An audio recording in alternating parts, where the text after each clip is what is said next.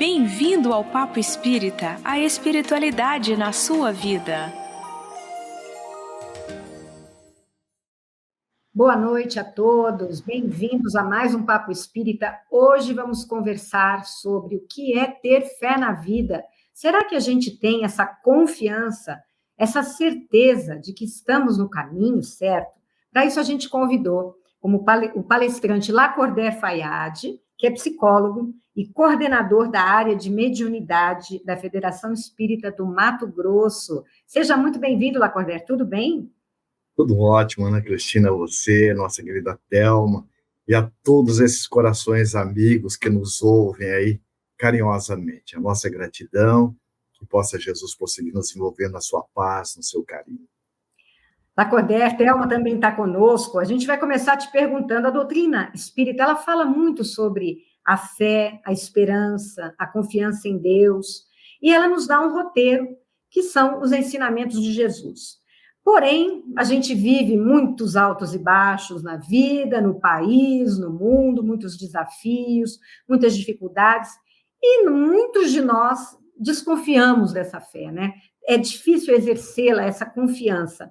Como é que a gente pode, Lacordaire, nos dias de hoje, saber se a gente está no caminho certo, exercitar essa fé? O que você pode falar para a gente sobre essa fé na vida? Ana Cristina, é muito interessante essa sua colocação, porque fé ela é uma virtude. Então, ela é algo inerente a todos nós enquanto espíritos, que somos os únicos seres inteligentes da criação, que somos os responsáveis para estar enquanto co-criador e colaborador da divindade, exercitando as leis divinas, ou exercitando a verdade que está exarada nas leis divinas. Então, a fé nós podemos simbolizar, por exemplo, quando você coloca um vegetal na sombra, e ele faz o fenômeno do fototropismo, que é a busca do sol para manter a vida, é a fé. Isso nos diz Emmanuel. Quando o vai e vem da água do mar, é o mar buscando na sua fé o equilíbrio. Então, é algo que é inerente a todos nós. Mas, como toda e qualquer virtude, para nós as trazemos em estado de latência, como sementes a ser desenvolvida. E a fé que a doutrina espírita nos ajuda a entender, para sentir e poder vivenciar, é a fé raciocinada. Porque a grande proposta da doutrina espírita é reviver o evangelho de Jesus em espírito e verdade. E Jesus, ele é o concurso. Como diz o espírito Joana de Ângeles, essa benfeitora da humanidade, Jesus é o peregrino do amor.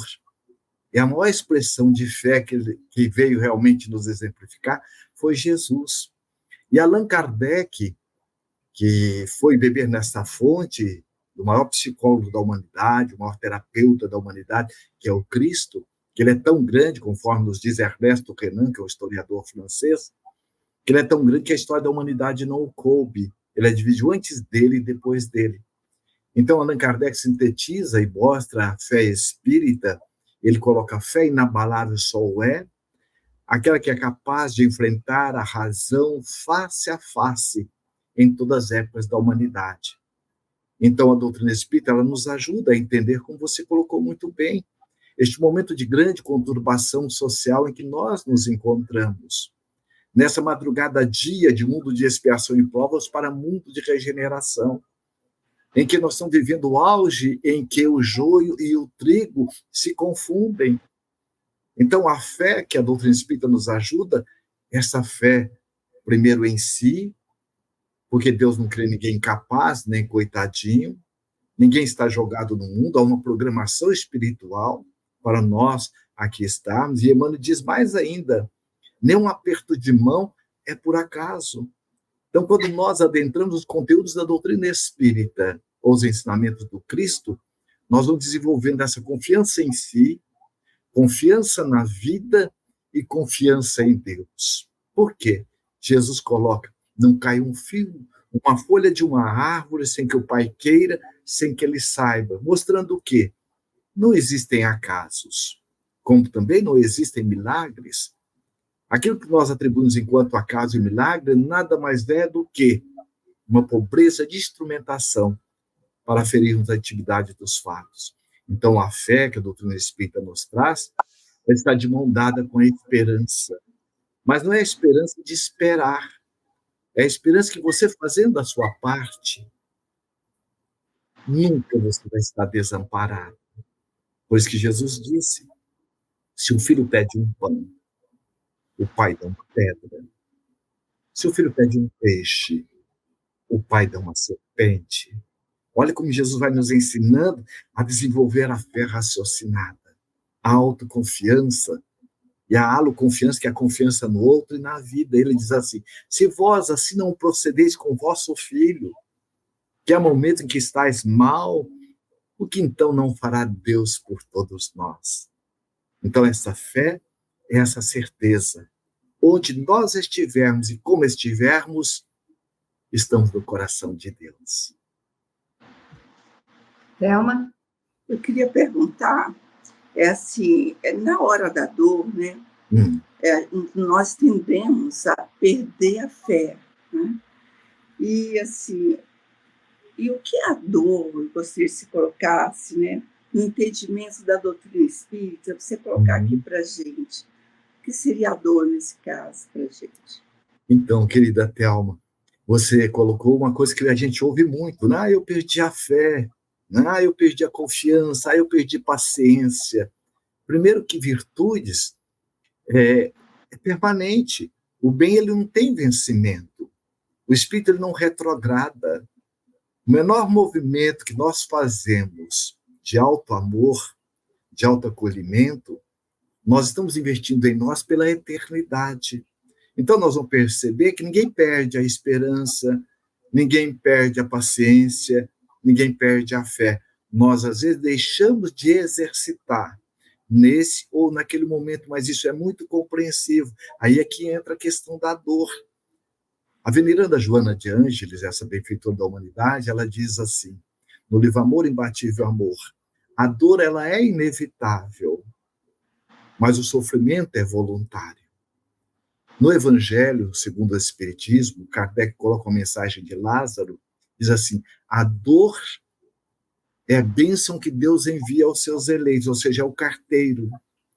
Há uma parábola da grande festa, que o rei produziu uma grande festa e mandou os seus servos chamar os convidados. Foi o primeiro servo, chamou os convidados, eles não vieram, estavam todos ocupados com outras questões. O primeiro convidado é o amor, o primeiro servo é o amor. Depois mandou o segundo, que é a dor. Depois mandou o terceiro, é o sofrimento. E às vezes nós ouvimos assim, quem não muda por amor, muda pela dor. Muda? Não. Porque se dor mudasse alguém, penitenciária seria fábrica de anjos. Então o que muda, na verdade, é o amor. Então, a dor, ela é o carteiro que bate à nossa porta, nos convidando a repensar as nossas atitudes, muitas vezes impulsivas, automatistas, e redirecionar o nosso caminho. O Espírito Joana de Ângeles também, no livro Plenitude. Olha como é interessante essa benfeitora espiritual, como ela coloca, diz assim, a dor e o sofrimento só se faz presente onde o amor se fez ausente. Se João coloca no Evangelho, no seu Evangelho, que Deus, numa das cartas, né, que ele faz, uma das suas epístolas, Deus é amor, e nós somos criados à imagem e semelhança do Criador, nós também somos amor. Então, a pedagogia divina, ou a andragogia divina, é o amor. Então, a gente só muda por amor. Então, a dor, ela só vai se fazer presente quando nós estamos desviando do caminho, porque se não houvesse a dor, como é que nós iríamos perceber o caminho que nós estamos palmilhando? Lá na questão 115 do Livro dos Espíritos, o codificador, esse eminente pedagogo, né? E a gente não sabe quem que é mais inteligente, os espíritos que auxiliaram na codificação ou Kardec. A gente sabe que qual que é a diferença dele para com os espíritos que ajudaram? Nenhuma. A única diferença é que ele estava encarnado, né? Mas a inteligência das perguntas dele, né? Então ele pergunta lá na questão 115, Deus criou espíritos bons e espíritos maus? Olha, tem privilégio diante de Deus? Tem prestígio? Não existe a lei do privilégio, né? Às vezes a gente até quer que tenha, mas não tem. Então ele diz assim, todos fomos criados simples e ignorantes. Simplicidade, que quer dizer? Desprovido dessa complexidade que hoje nós estamos vendo, o homem e a mulher tecnológicos, e ignorante do quê? Da verdade. E onde está a verdade? Ele foi buscar lá na questão 621. Onde está escrita a lei de Deus? Na consciência. Então, ele diz assim, e a cada um foi dado uma missão pessoal. Todos nós reencarnamos, não é para mudar o outro, é para mudar a gente mesmo. E diz assim, e aqueles de nós, aqueles espíritos que se tornam dóceis, submissos às leis, já podem desfrutar da felicidade relativa aqui e agora. E aqueles que nos rebelamos, vem a dor e o sofrimento. Olha como tem toda uma fala da nossa benfeitora Joana com o Livro dos Espíritos. Então, o que é a dor? A dor, ela tem vários aspectos. Então, a dor, ela tem um sentido de nos ajudar a fazer um momento de pausa, de reflexão, amorosamente, sem crítica e sem censura. Por que eu estou nessa situação? O que essa situação quer me dizer? Como é que eu posso fazer para mudar? Então, a dor, ela é o carteiro, assim como é a doença. Vem para nos ajudar a nos reorganizar e retomar a trilha do amor. Agora, muita gente, né, Lacordaire, encara essa fé que muitos têm em entender a dor que chega como algo que é um alerta, né, um carteiro, que mensagem que ela me trouxe. Tem gente que a gente encontra na vida, né, que expressa isso de uma forma muito clara. Verdade. E aí, às vezes, essas pessoas são cunhadas como ingênuas ou indiferentes, ignorantes, porque não estão vendo as dificuldades. Então, isso é uma construção espiritual, né? Eu queria que você diferenciasse um pouco isso, porque está muito presente no nosso dia a dia, né? É verdade. Aí é a nossa responsabilidade enquanto espíritas, né? Porque você veja a importância que tem de nós estarmos como o apóstolo Paulo, quando ele voltava lá da Casa do Caminho, com Barnabé, ele num dado momento, está lá no livro Paulo e Estevão, diz assim, Barnabé, nós precisamos levar a mensagem do Cristo aos corações que não o conhecem, à gentilidade, aos gentios, para que realmente a mensagem do Cristo possa se propagar, porque é um bálsamo. Então, quantos estão sofrendo por ignorância? E é verdade.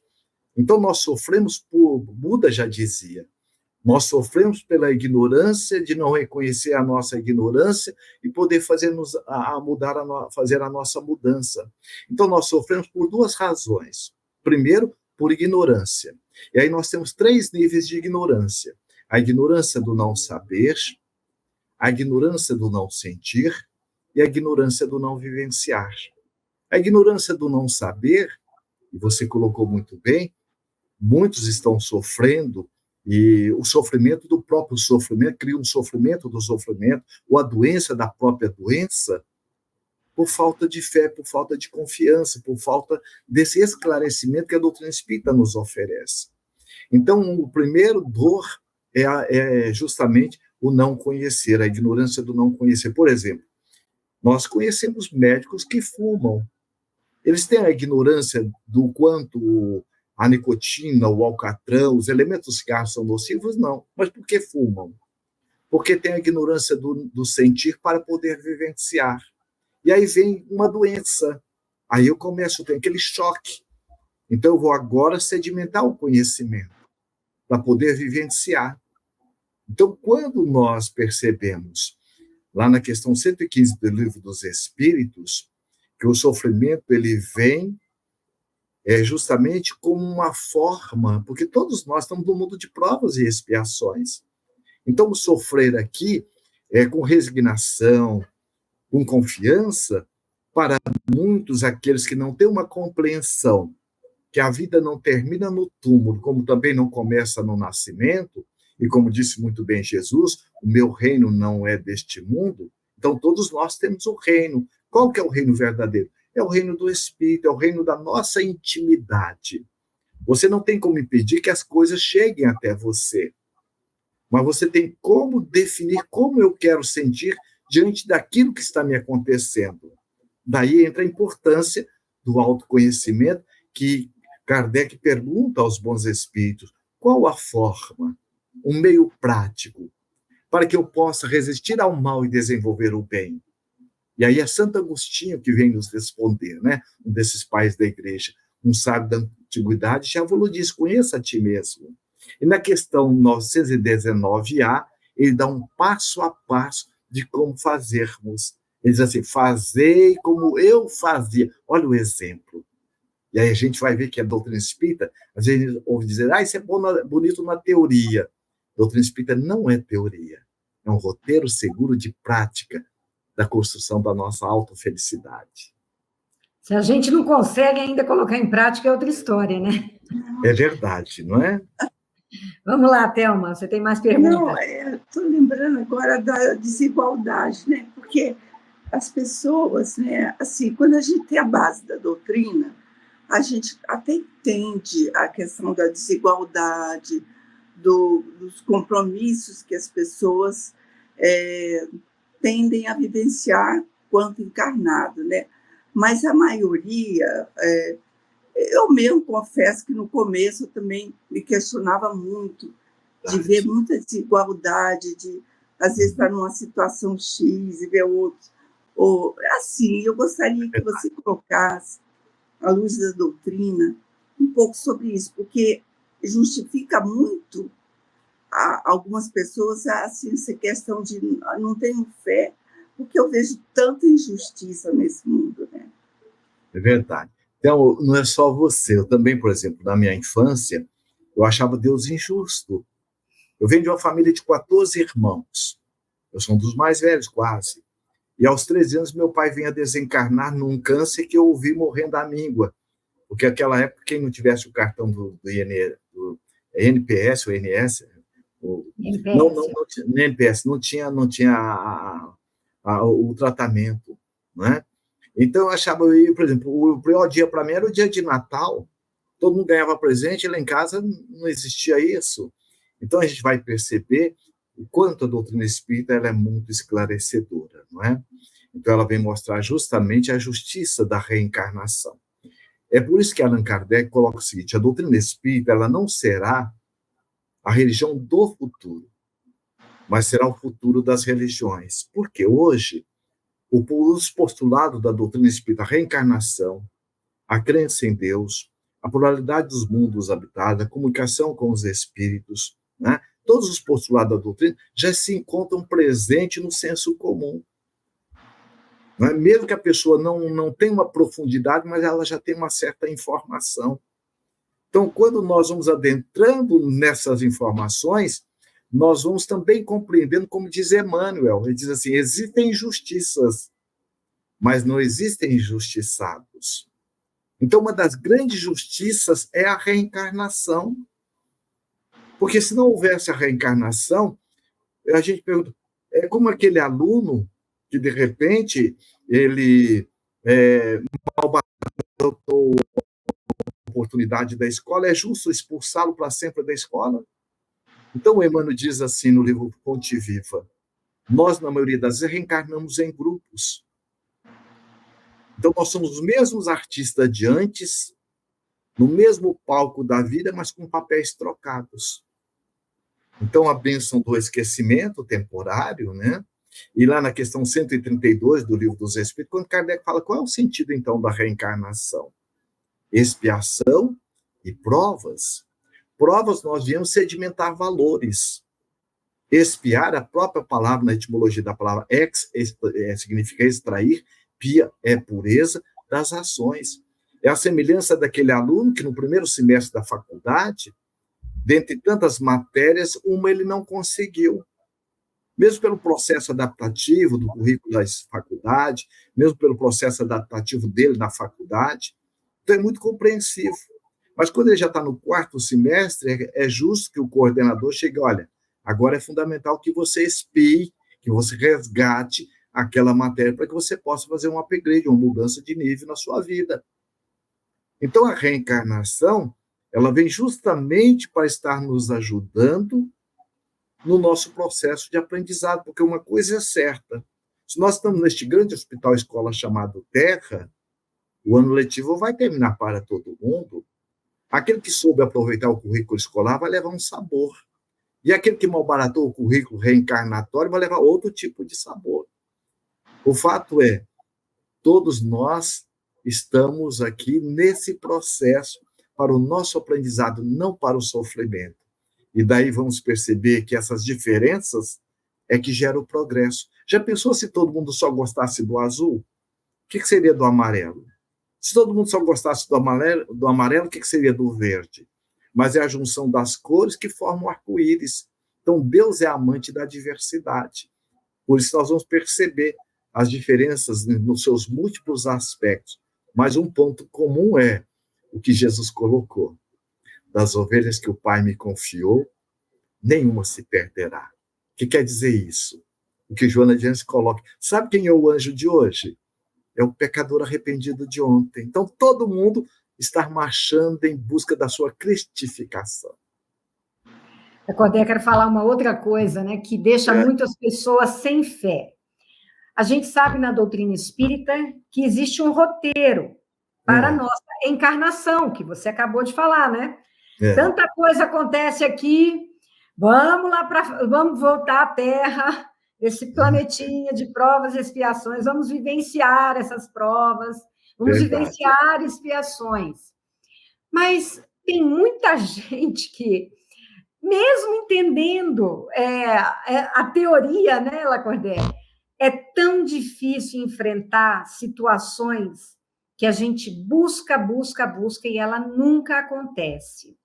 Né? Tem pessoas que buscam uma família harmoniosa, não acontece. A pessoa lida com dinheiro de uma forma muito difícil. Profissionalmente é complicado. Cada um tem algo, né, um aspecto ou vários, né, da sua vida, e isso vai deixando a pessoa, muitas vezes, muito cansada, né?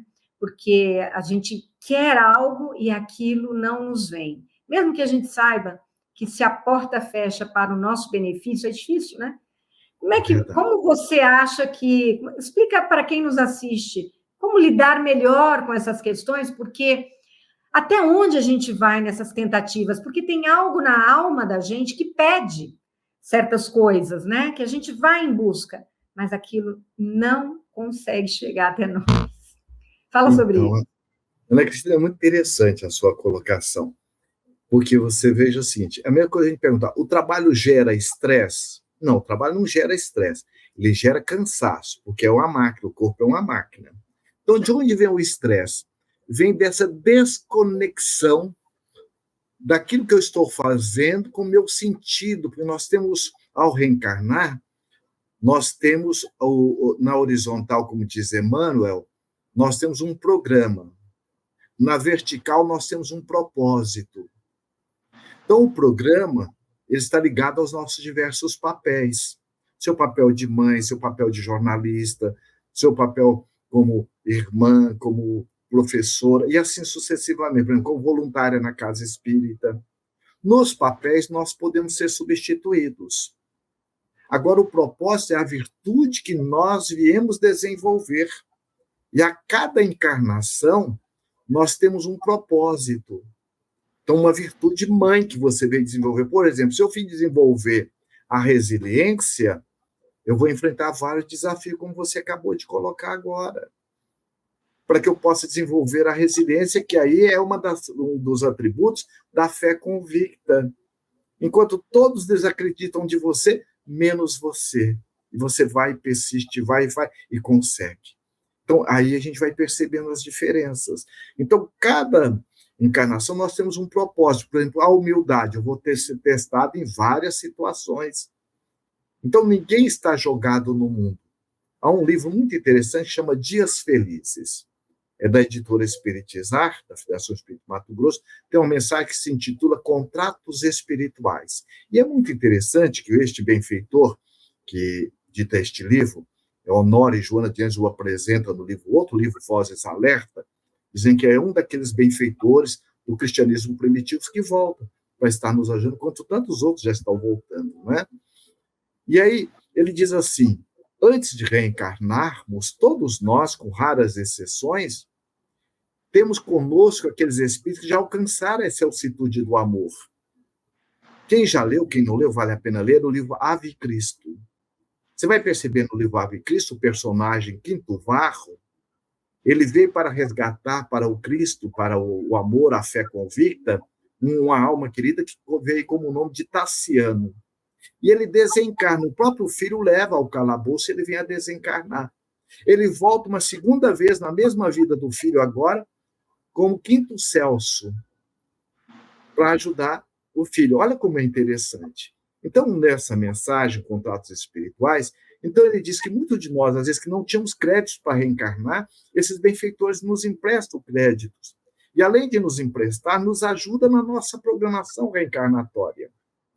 E aqueles de nós que temos um compromisso na área profissional, na área da família, nas atividades doutrinárias, que estão lá também no nosso programa, nós realmente assumimos o compromisso, nós recebemos uma equipe multidisciplinar para estar nos ajudando. Então, ninguém está abandonado.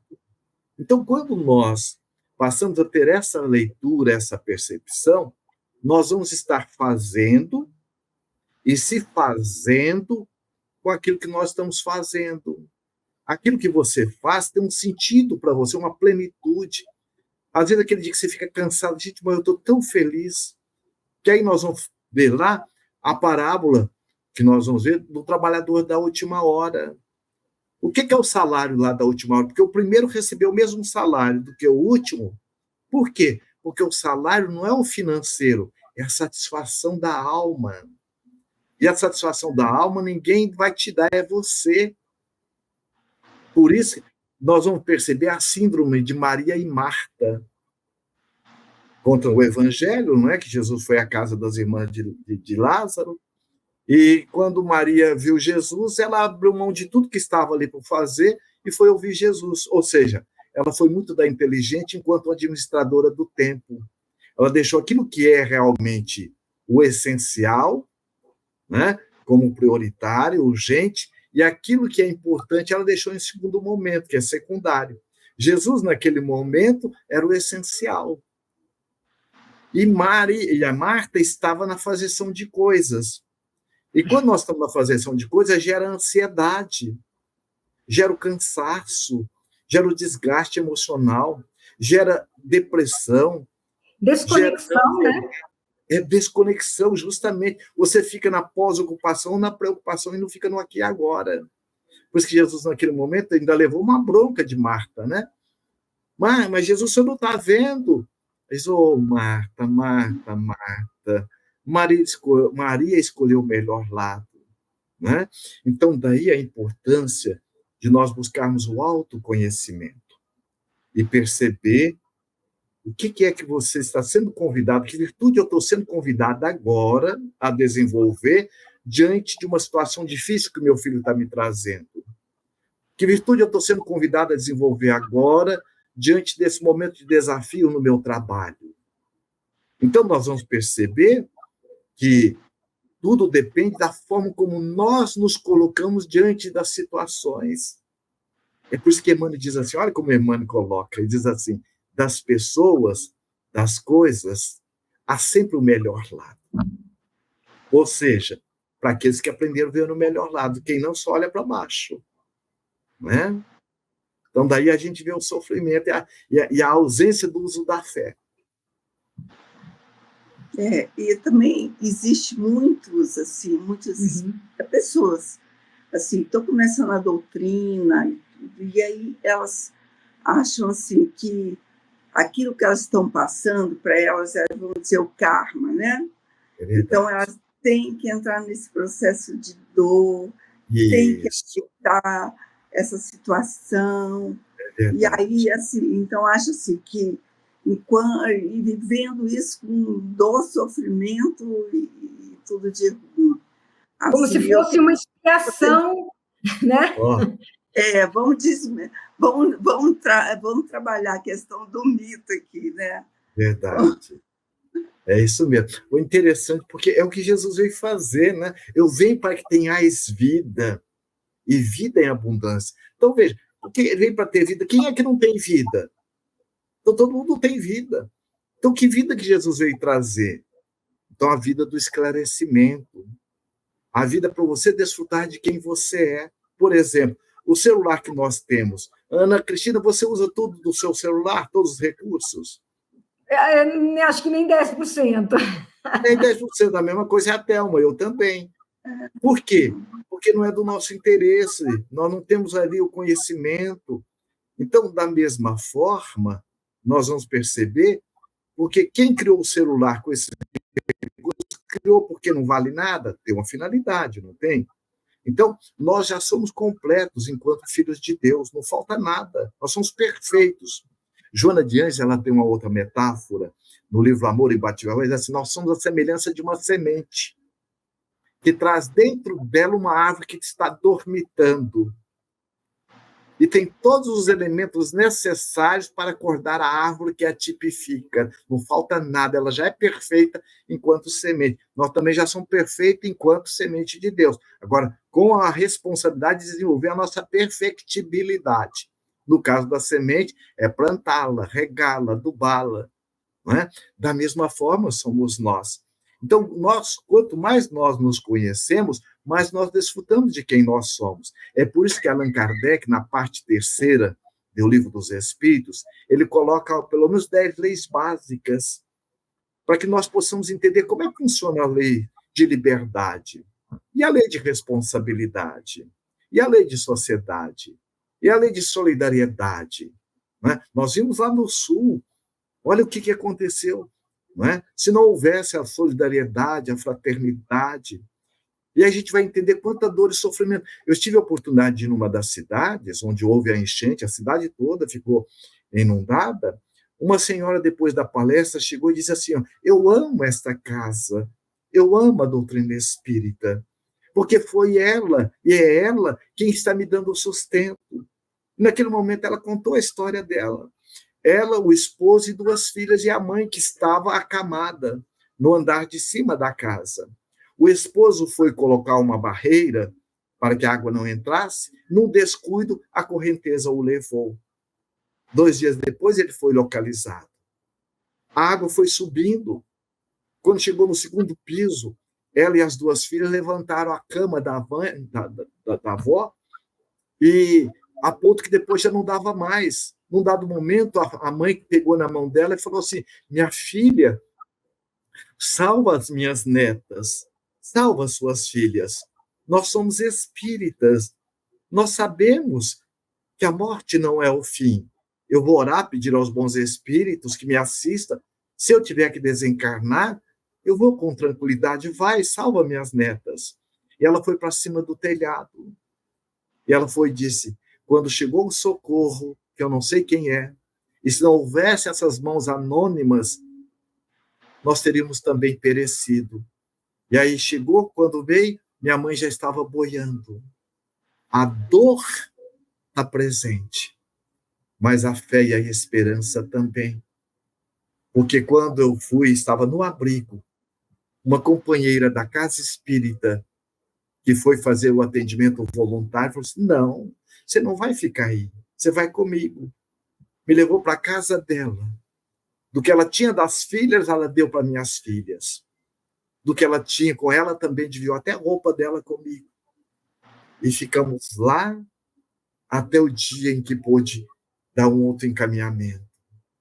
Então, a gente vai percebendo o quanto é importante a doutrina espírita nos ajudando, porque a dor e o sofrimento, muitas vezes, está presente nas nossas vidas. Agora, como eu me coloco diante dele, isso é de cada um. Por exemplo, na pandemia, nós ouvimos, estamos todos no mesmo barco. Não. Nós estávamos no mesmo mar revolto, mas cada um constrói o seu barco. Tinha gente que estava revoltado, tinha gente que estava reclamando, lamentando, e outros que estavam com serenidade, com confiança. Né? Eu vi um cartaz, na época, muito emocionado. Eu sou jovem, anote o meu telefone, você que é idoso, não puder ir ao mercado, eu estou à sua disposição. Né? Então, veja, nós vamos perceber que a dor, como diz o apóstolo Paulo, Na hora da dor, o nosso Deus é muito maior. Porque é maior para nós, né? Eu vejo Deus através de você, Thelma. Eu vejo Deus através da Ana Cristina, né? Porque é através de nós que Deus se expressa no seu amor. Lacordaire, a gente está aqui, embevecido aqui com as tuas palavras, mas a gente vai estar caminhando para o final. Eu quero que você ainda diga para as pessoas que nos assistem como consultar dentro de si. Será que a minha fé é robusta? Ela é raciocinada? Ou eu caminho por essa vida com a minha fé muito ainda oscilante? Como que cada um pode se consultar, como está essa virtude dentro de si? Como é que a gente pode observar? Tem alguma forma? Tem, Ana Cristina. E vamos pegar uma referência maior, que é Jesus. Pedro pergunta, Senhor, quantas vezes eu devo perdoar meu irmão? Até 7 vezes? Jesus fala, até 70 vezes 7 vezes. Né? Então, ou seja, perdão não é uma virtude? Então, ele está dizendo assim, Pedro, meu amor, vai treinar. Toda virtude é treino. Então, como que a gente desenvolve o amor? Amando. Como a gente desenvolve a fé? Buscando refletir. Por isso que Allan Kardec coloca no Evangelho segundo o Espiritismo os 2 últimos capítulos, 27 e 28. Então, ele nos fala do poder do pensamento. O Espírito André diz assim, o pensamento ganha forma, vida e movimento. Por quê? A nossa mente é como o estômago. O estômago precisa de alimento sólido e líquido. A nossa mente, pensamentos.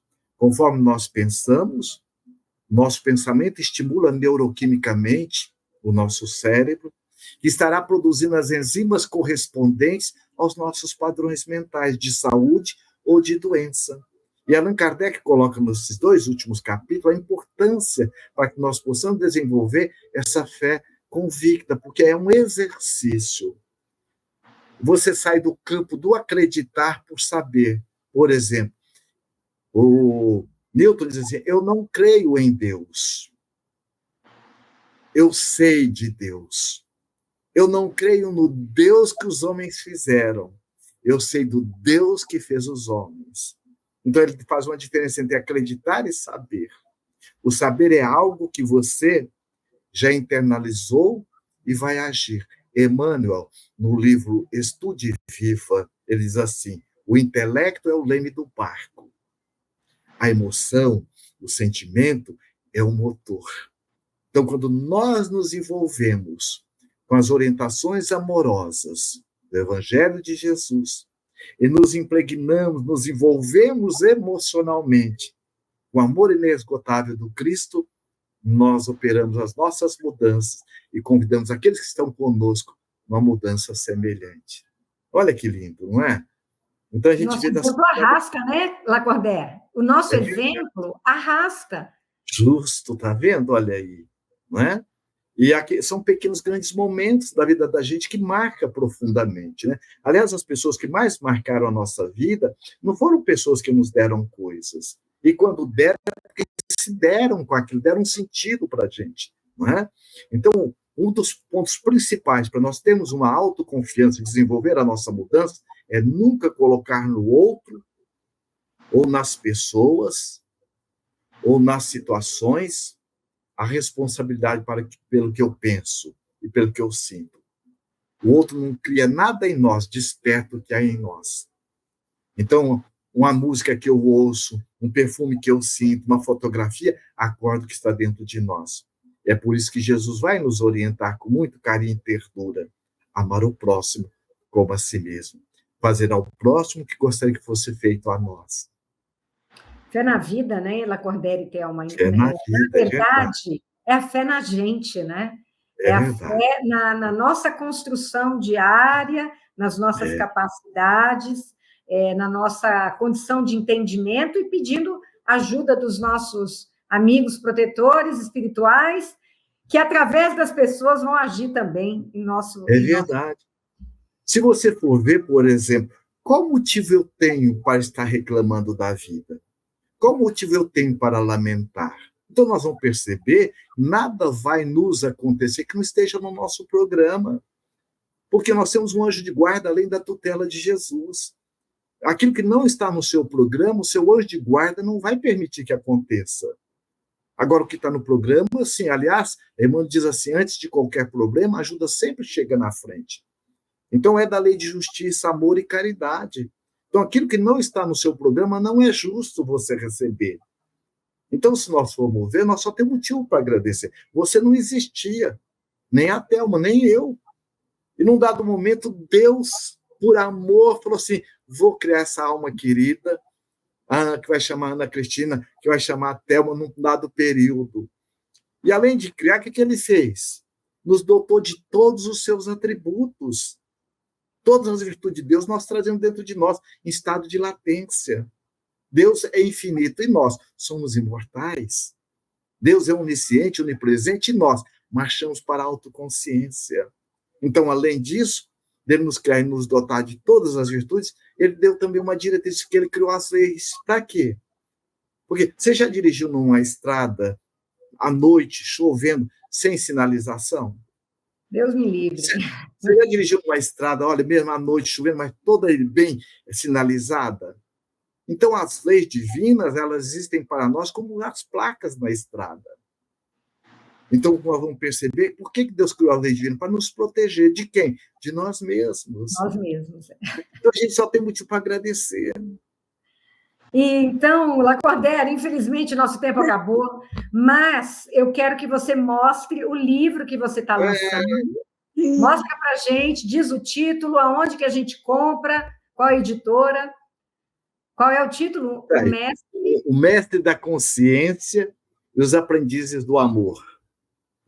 Foi lançado por qual editora, Lacordaire? A editora Espiritizar, que é da Federação Espírita do Mato Grosso. Mas já tem um outro também, já no Prelo, vai sair agora em novembro, na FEB, A Vivência do Amor. E o prefácio é Joana de Ângeles, que nos ofereceu. Uau, a Joana! Vamos fazer questão de ler, né, Thelma? Isso. Nós...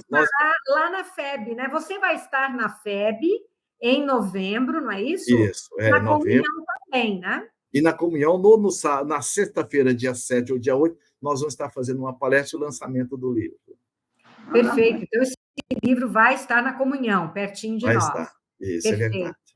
Lacordaire, só temos a agradecer suas palavras, sua presença aqui conosco, seus incentivos. A gente sai daqui com certeza de que todo o nosso caminho é de sucesso, né? É verdade. Mesmo que a gente passe por muitas provas, por expiações, às vezes, tremendamente complicadas, é sucesso a nossa encarnação. Nós vamos... Verdade. A ideia é que a gente saia daqui muito melhor do que a gente chegou, não é não? É porque dentro da gente não tem mapa de derrota. Dentro de nós tem fatos. Exatamente. Né? Que a gente peça, que a gente use os recursos que você citou tão bem e trilhe o nosso caminho da forma mais confiante e esperançosa possível. Obrigada, então, novamente. Thelma, você também, obrigada pela sua presença. E vocês todos que estiveram conosco, acompanharam, né, essa conversa aqui tão reflexiva, tão filosófica, esperamos que vocês tenham gostado. Então, deixem seu like, comentem e compartilhem esse conteúdo. Inscrevam-se no canal TV Comunhão. Nossa playlist está lá dentro. Procure lá o menu podcast. São mais de 300 programas para você se divertir aqui com os nossos temas. Muito obrigada a todos. Obrigada ao nosso convidado. Gratidão. Jesus abençoe nossos lares. Muita paz. E até a próxima.